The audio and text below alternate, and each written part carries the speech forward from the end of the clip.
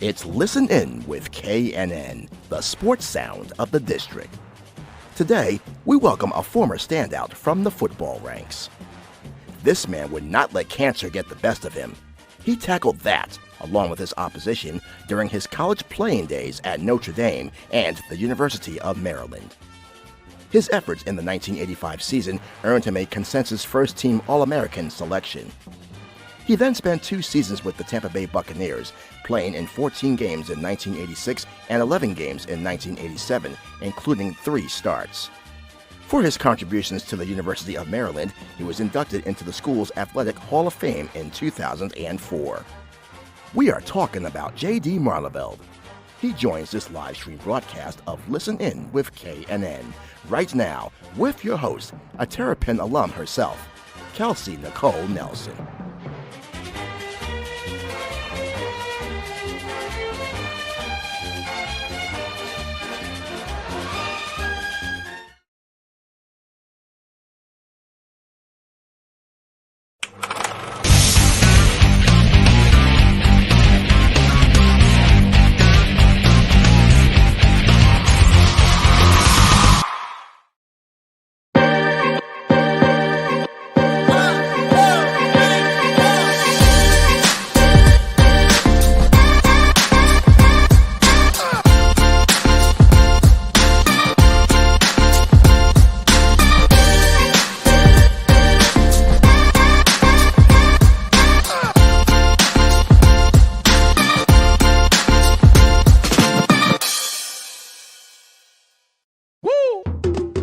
It's Listen In with KNN, the sports sound of the district. We bring you the biggest guests, great analysis, and the hottest sports stories in the nation's capital and beyond.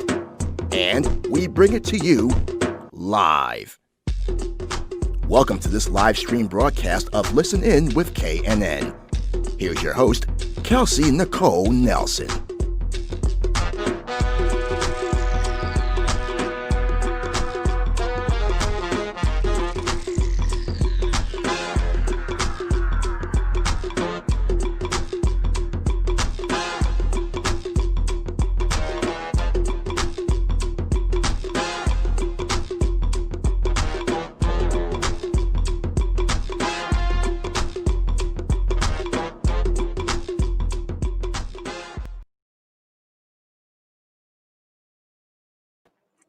All right. Hello, everyone, and welcome to another live stream edition of Listen In with KNN, presented by Fox Sports Radio, 1340 AM and 96.9 FM. I'm your host, Kelsey Nicole Nelson, back as always. So excited to be joined by you all. Thank you, as always, for supporting the show.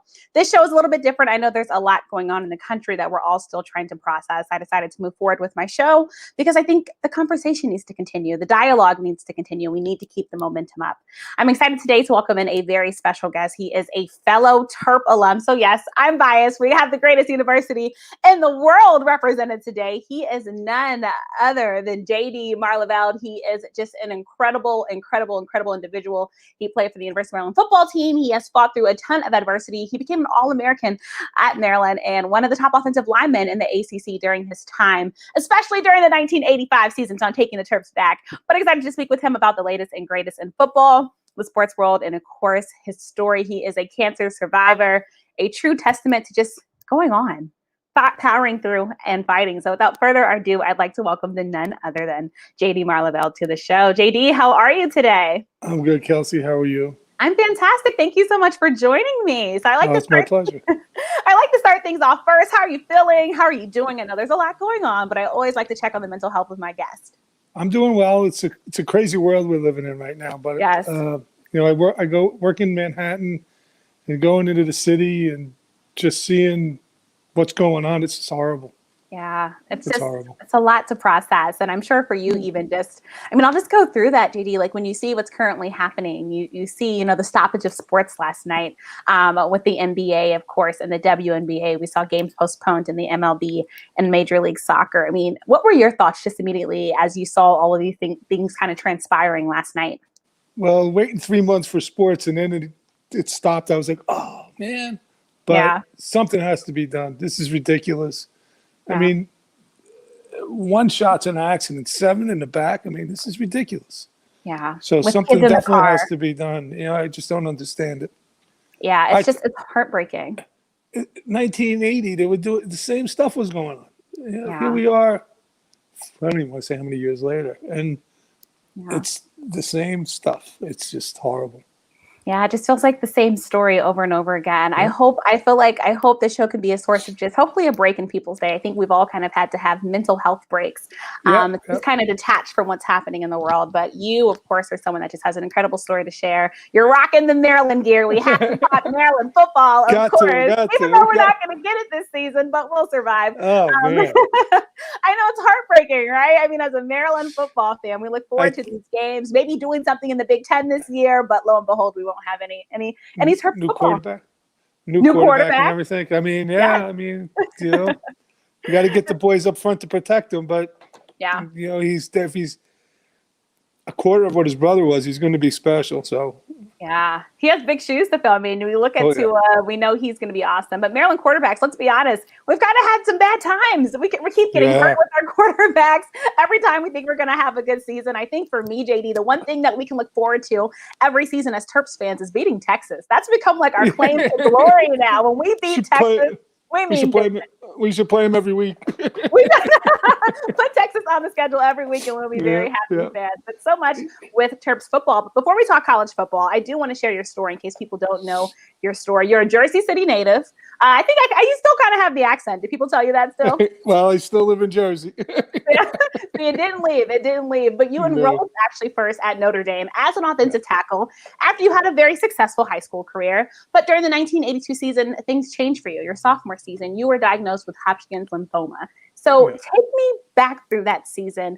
I mean, when you first got diagnosed, what was that process like in terms of first you finding out you had cancer and had to battle it, but then trying to, of course, tell your team, what's happening in your personal life? Well, it happened when I was home. So it was during the summer break.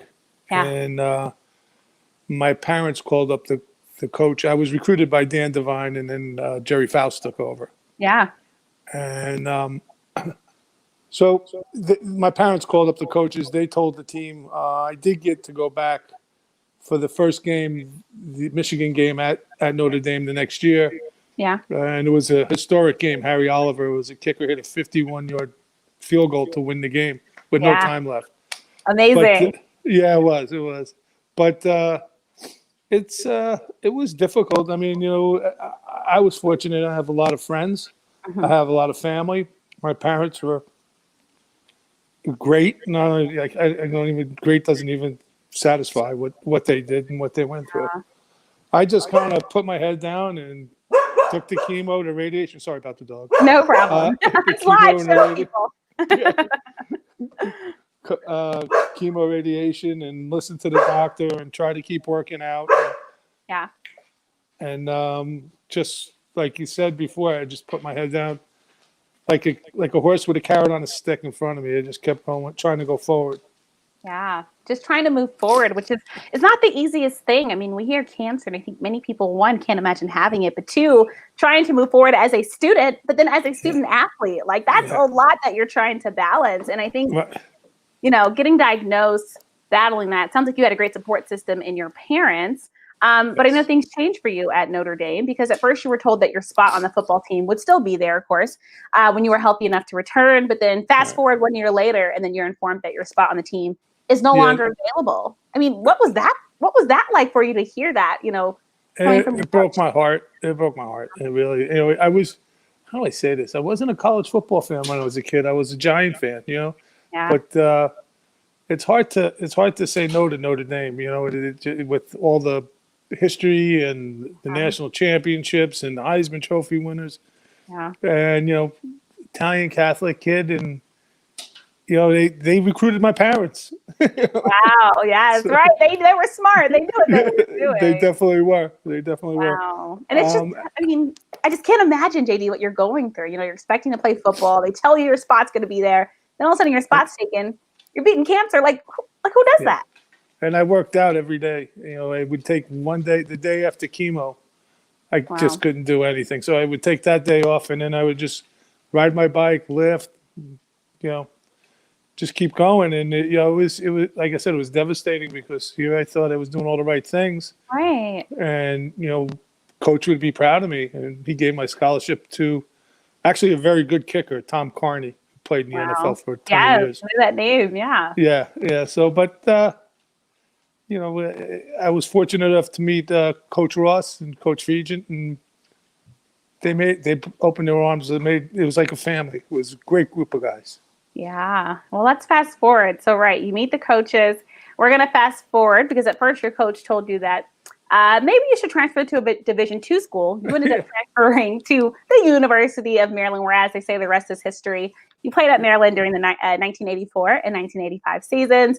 Very successful there. Won the Brian Piccolo Award in 1984, which, of course, is the ACC award for overcoming adversity. As a senior in 1985, you were a consensus All-American and a member of the All-ACC first team. And then Maryland fans, I'm going to take you back to happier football times. You were part of a Maryland team that went 9-3, 6-0 in the ACC.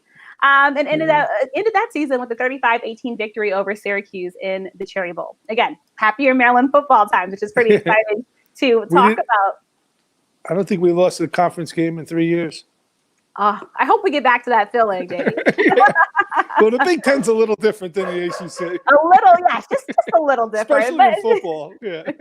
Yes. But just good times to talk about the transition from Notre Dame to Maryland. How were you embraced? You talked about it felt like a family. Kind of break that down more. Like, what was so family feeling about it? Well, when I was at Notre Dame, there was not many East Coast kids. There wasn't many Jersey guys on the team. And so it was, it was a little different, and come back to Maryland. It's all Jersey, PA, Maryland guys. So yes. Delaware guys, so it was more like home. Yes. And you can get decent pizza in Maryland. Oh yeah, you're pretty good at that. We do a little good things, right in Maryland. Yes. So awesome. Continue. Just that family feeling. I mean, what made it just so special? What made Maryland home for you? Well, I guess Lenny Lynch first, and Brian Covington.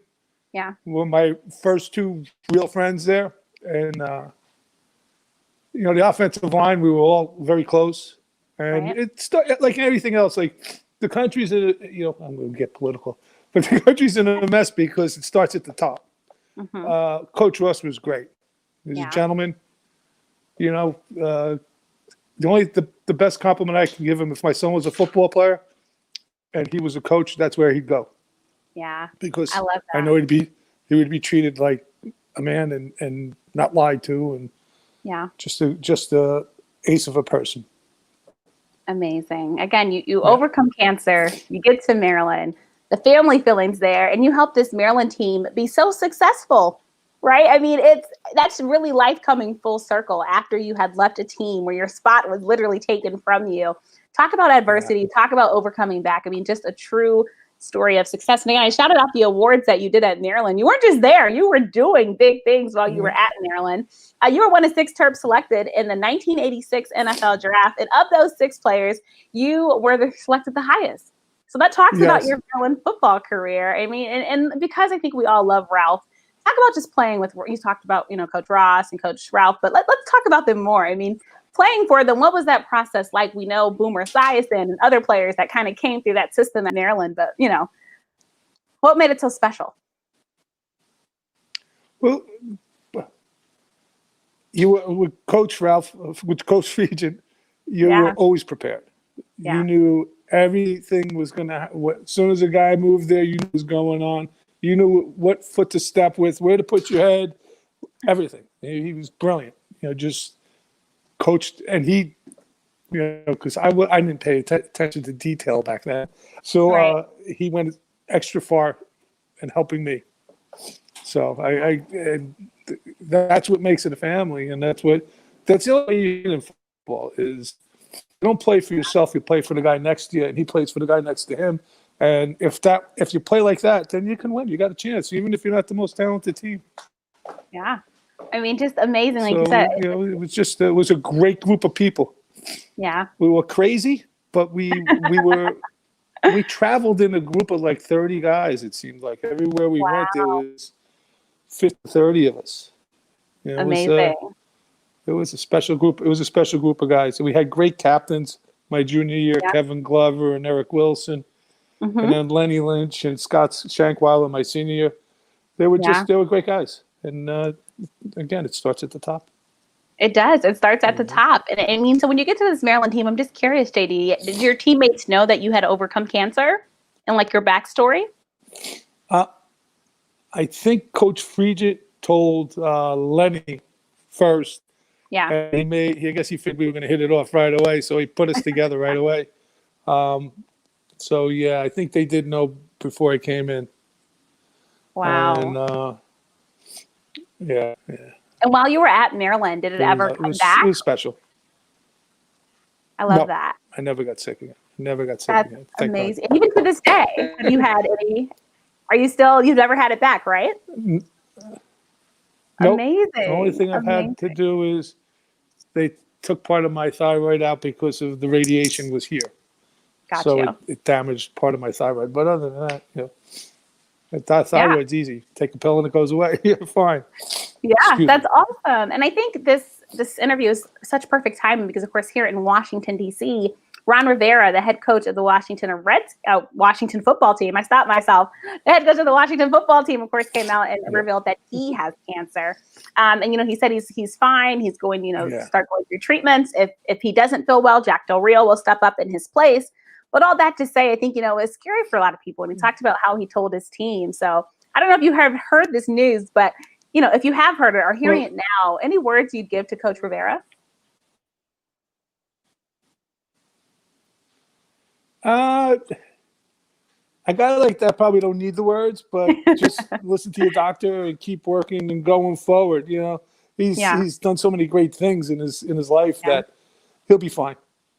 Yeah, he'll be fine. He might feel tired a few days a week, and he'll be good.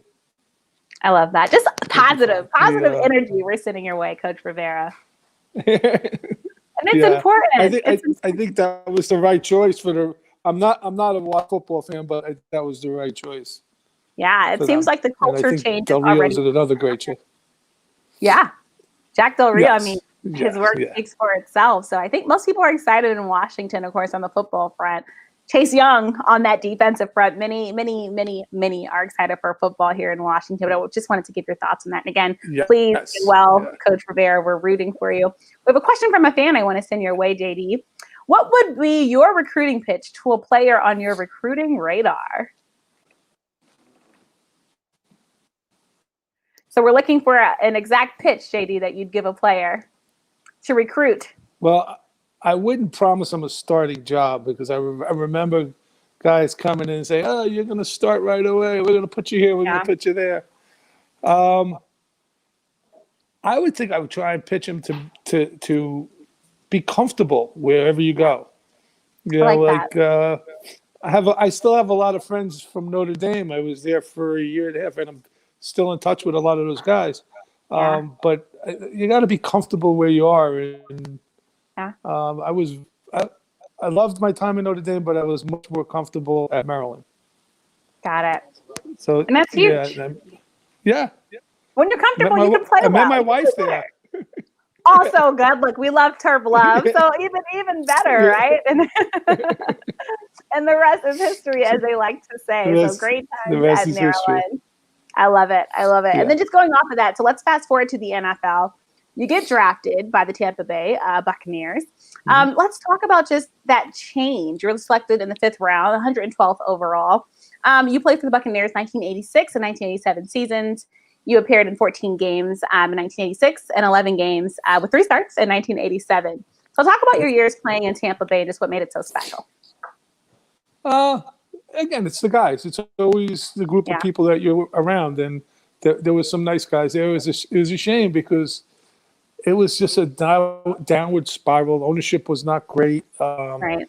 They kept changing the coaches and during the season and then the head coaches every year. It just was. It was not. It wasn't used to losing, so it was. Yeah. It was difficult. It was nice. It was nice to live close to the beach. Always nice, right? Perks of Florida. Yeah. Exactly. But it was. it's tough. You're there to win, and when you're not winning, it's not fun. It's hard, right? I mean, you're paid to play professional football because people believe that you are the best man for the job to win games, right? And when you're not winning, it just changes just so much. And of course, it makes sense that maybe times weren't as good. So you do that. Change the whole. Yeah, I think it's just it's hard, but I think getting to the NFL just speaks volumes, especially from the University of Maryland. I think today we're thought of more to produce NFL caliber players. I think your class and others have started that, but you think about the guys today that have got drafted. I've been thinking of Stephon Diggs comes off the top of my head, Torrey Smith, and just so many others. Any favorite Terps players that you enjoy watching currently in the NFL, JD? Players I like watching? Yeah, from our great university. I hate Penn State, but I love Saquon Barkley because he's my running back now. I just like the game itself. Certain players. My favorite player ever was Lawrence Taylor. Great choice. A lot of people out there don't never heard of him, which is crazy. It's beyond my mind. But. Yeah, I mean, it was nothing like him. Still to this day, I don't think there was anything like him. There's so many guys going out. I hope that in the next few years we get some guys up front getting drafted and getting to play because we have a lot of specialists that go into the league and they're very good. I mean, Torrey Smith was fabulous. I mean, amazing Stephon career. Diggs, just amazing, and nice people. So hopefully we'll get some big guys up front out in the NFL too. Yeah, we need to put Maryland football. We need to keep on the map because great things come out of Maryland, especially the University of Maryland. So, of course, we love enjoying and seeing those guys. And, of course, now staying on the NFL, I think we know this NFL season will be unlike any other. Of course, we have the COVID-19 pandemic, JD. I want to get your experience. We know many teams, of course, will not be playing with any fans now, of course, trying to limit the spread of COVID-19. Just in your opinion, from your playing experience, will that affect the guys much? It's going to be a tough game. It's going to be hard to play with COVID-19, I believe, because you're bleeding, you're sweating, you're in each other's face constantly. Hopefully they can figure out a way to keep all that down. And football's football. Once they get out on the field and they start running around and playing, you got to watch. You do. It's a fun sport to watch. Yeah. But it's different when you don't have those fans screaming your name or even maybe booing you, right? Like, it's just a different dynamic. You think about those large stadiums and thinking about tailgating and everything, JD, that's just not going to be there, non-existent. No, you pull up to a stadium with nobody in the parking lot and you go out there and you're standing there. It's going to sound like practice. It's going to sound like practice. Which is just, it's a different ball game, That's why they're professionals. Very true, though, right? Because to be a professional, you're supposed to get through adversity and anything that comes your way. If you make it to the NFL, you are considered one of the best of the best. So we expect great things, but just so different. Of course, now we see practice is different. We're not having fans there at training camp. It's just such a different ball game. So we see COVID, we see players having to get tested. But of course, now I think the other pandemic is what we kind of touched on earlier in the show, which is the racial injustice pandemic. And of course, this week, I just want to touch on the NFL teams and what's been happening. On the 25th, we saw a message from the Detroit Lions team as a whole that says we won't be silent. We saw Ryan Tannehill today in interviews talking with his team, talking about just how he feels for his teammates. He feels for Black lives and how he wants to be a part of the solution and not the problem. And then today we had 9 teams, including the Jets, the Packers, Colts, Titans, Broncos, Cardinals, Chargers, and the Washington football team that did not participate in practice into the response of the police shooting of Jacob Blake, of course, in Wisconsin. We saw the Jags and the Bears also postpone the start of their practices, basically to discuss change. With what you're seeing today, do you think this is the most effective means for teams, for athletes to kind of put themselves, I guess, more so on the right side of history where they're trying to make a difference with what's currently happening in this country? you have to do something. Something has to be done. So they're doing all they can. I don't know if it's something you can even, like, you say, oh, they have all this money. Well, you can't just throw money at it. Is not the answer. I mean, people have to learn to accept each other and not. When you're playing football, it doesn't matter who's next to you. Right. He's your brother, and that's just the way it should be. I mean, people are people. I mean, cut us off, we all bleed red. You know what I mean? It's just ridiculous. So it's crazy sad. I think the right thing.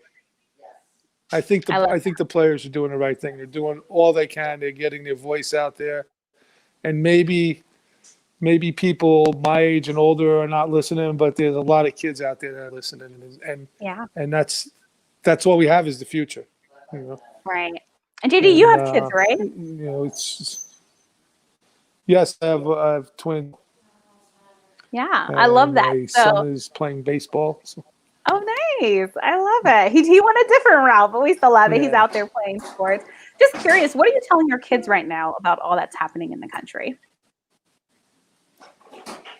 Well, they're in their 20s, so they're up and they're on it. And my daughter has gone to BLM protests, and we're all in the same boat. It's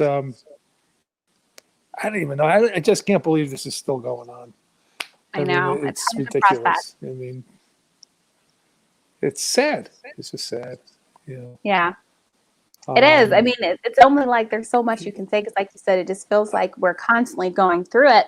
And I think, we see a lot of teams doing different things. We know the Cowboys didn't practice Thursday. The Saints did practice Thursday, but we saw, just different things happening with players, putting things on social media and basically trying to call attention to what's happening. I think coaches now have also just been put in a situation where they're trying to have these conversations with their teams. But JD, many people are saying, all right, we see the players, we see the coaches. What about the owners?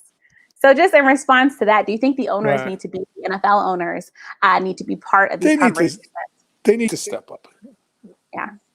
They need to step it up. I mean, I saw Michael Jordan trying to reach out to some of the players and trying to find out what they're feeling. Yeah. But sad to say, there's not a lot of, when you look at the ownership in the NFL, it's a bunch of old white guys. Yeah, so, not much diversity. I don't know.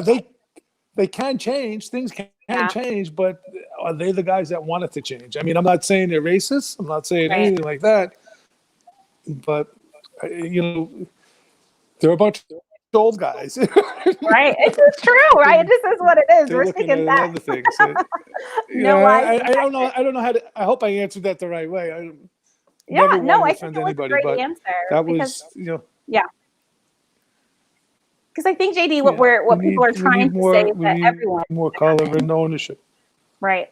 And I think that speaks to a larger problem we have. Of course, we don't want the only diversity to be the product on the football field. We want it to expand beyond. Of course, in the NFL, we're always talking about the Rooney Rule. We're talking about African American coaches, not even just African American, people of color in coaching positions, and then also, like you said, on the ownership level, we're not seeing that change. And then, of course, I think we see it's hard to get that. Of course, here in Washington, Jason Wright.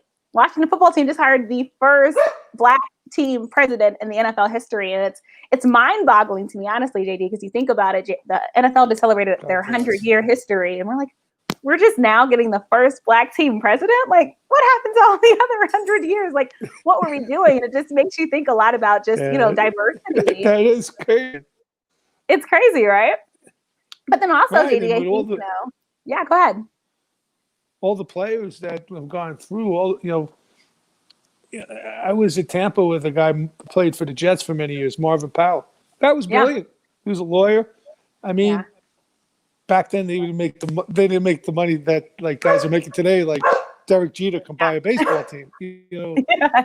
But he could have been a president of a football team. He was a lawyer.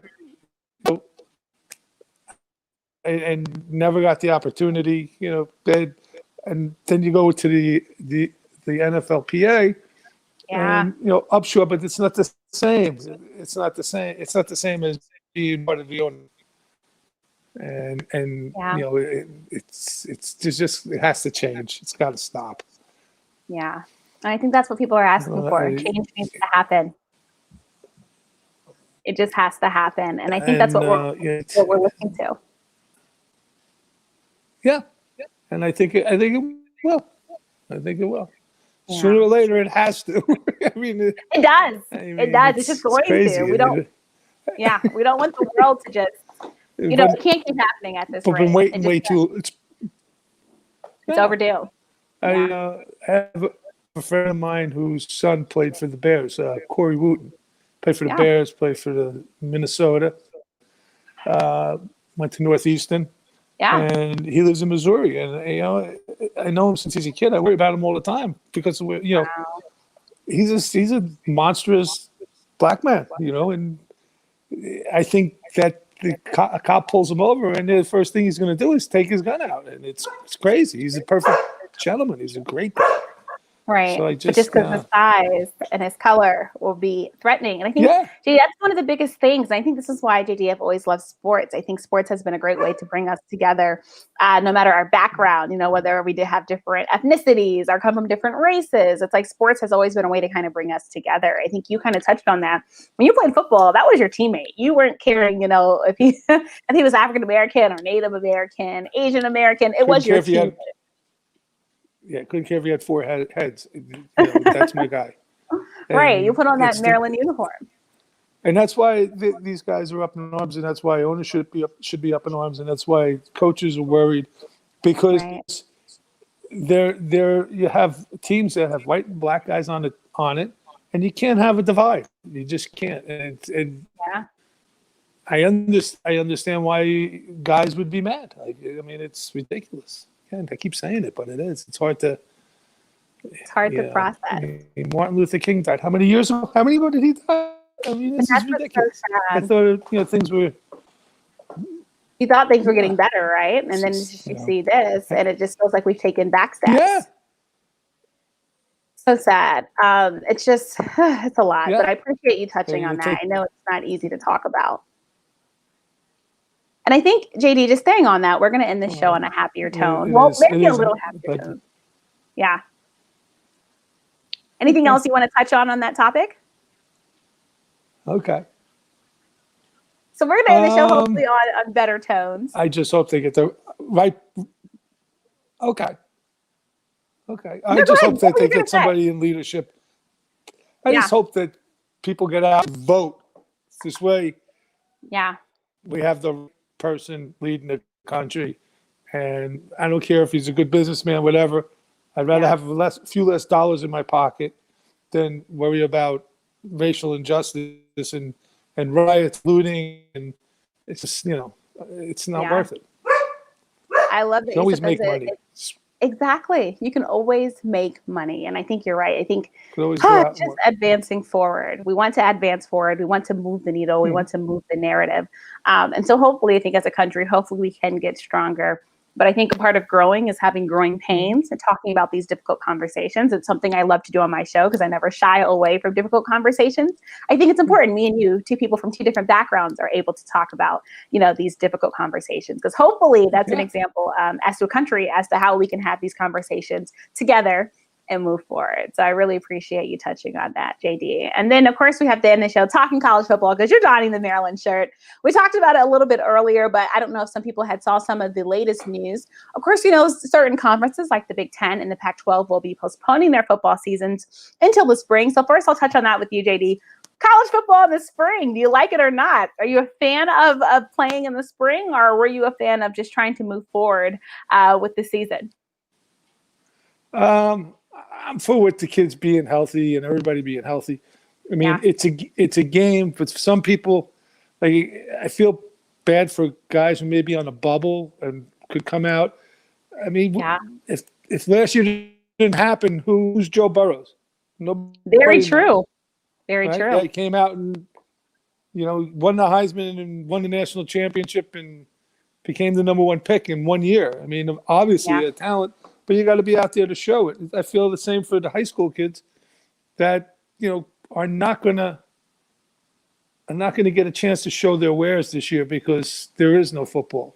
And there is no, other sports, whatever, if there is other sports. But there's just nothing. That's what we're focused on.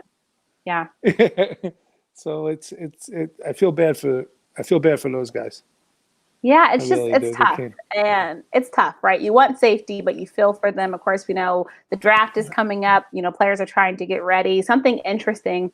Of course, and I'll take it back. The Big Ten announced their decision on August 11th that they would not play football, of course, in the fall. But then you look at what's happening in the Big Ten, and it seems like things are spiraling out of control. Ohio State University junior quarterback, of course, Justin Fields had kicked off the We Want to Play movement. He started a petition. To date, it has over 300,000 signatures.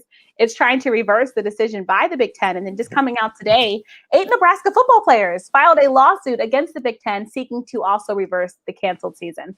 So you see the players are kind of coming up in arms. They want to play. I get it. They're college kids. They want to play. They want to put on their talents for the world, right? Because we love college football. We're an American nation that loves college football. But of course, it's trying to play it safely. And I think that's just been hard to get together. We see it's happening in school systems. Do you send kids to school in person? Do you do it virtually? Just so many questions. But overall, I mean, we know the bubble that worked in the NBA. It'd be too hard to do for college football, right? Too many teams, too many players. I think spring football, JD, isn't the worst case scenario. I get why they want to play in the fall, but at the same time, it's just so many questions. I think we're still asking questions about COVID. We still have people refusing to wear face masks and, do the 6 feet social distancing and things like that. So it's a hard decision, but I hear what you're saying. And I think just any advice you'd give to those players, JD, who won't be playing this year, who, just are feeling down right now, any words of advice or encouragement you'd like to send to them? Wow. I just keep working and going forward. It's not, being down and it's just going to drag you to the ground. It's not going to help you any. It's not going to help your workouts. It's not going to help your preparation for the combine if you're going. Yeah. Listen, my son is traveling all over and minor league baseball. It's amazing. Yeah. That I don't know. I don't know if I would have wanted to do what he's doing. Wow. So it's the end prize. You got to keep fighting for the end prize. And the end prize. Keep walking forward. I love that. You have to fight for the end prize. Walking forward. Yeah.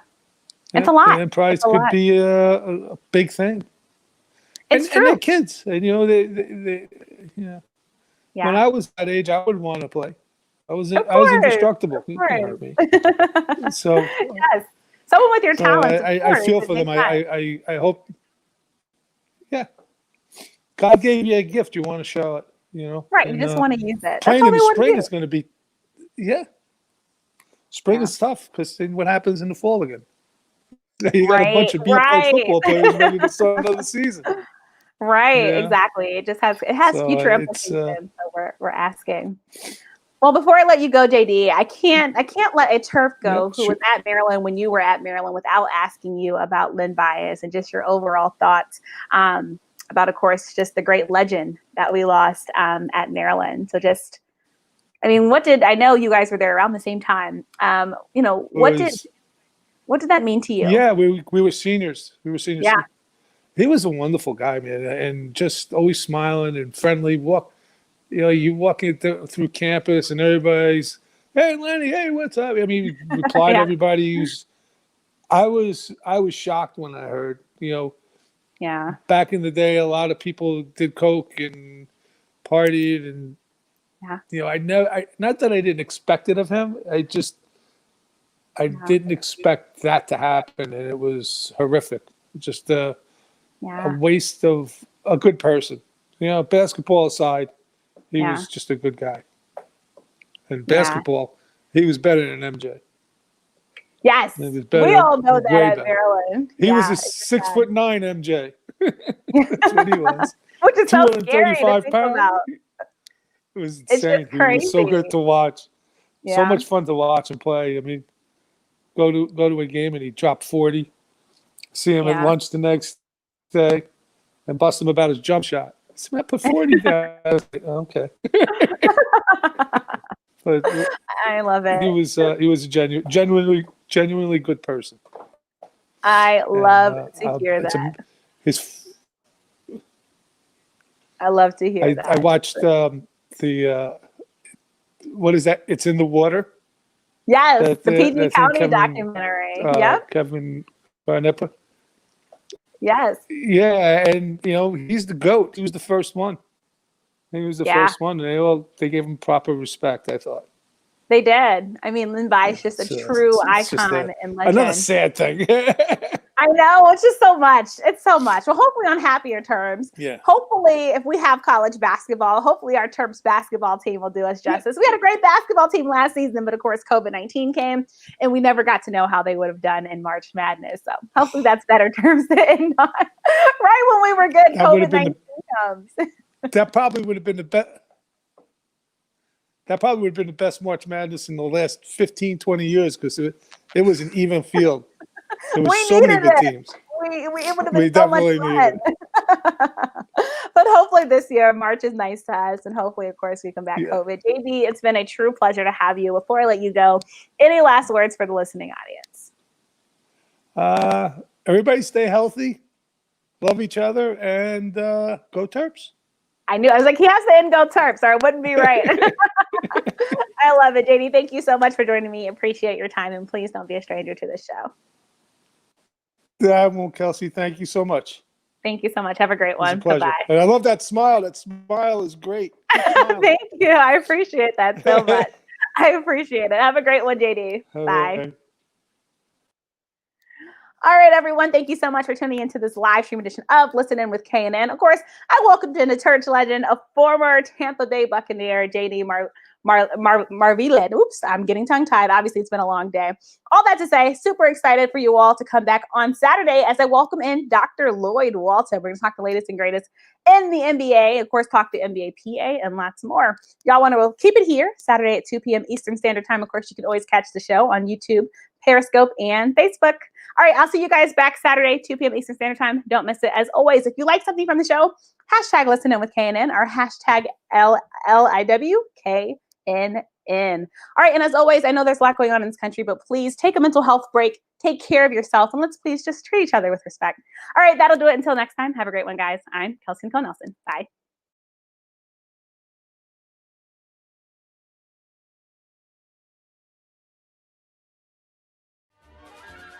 Follow Kelsey on social media at The Real K Nelson. Catch episodes of Listen In with KNN on YouTube, on air at AM 1340 and 96.9 FM, Fox Sports Radio, on Facebook and Twitter, and online at KelseyNicoleNelson.com. Thank you for watching this live stream broadcast of Listen In with KNN.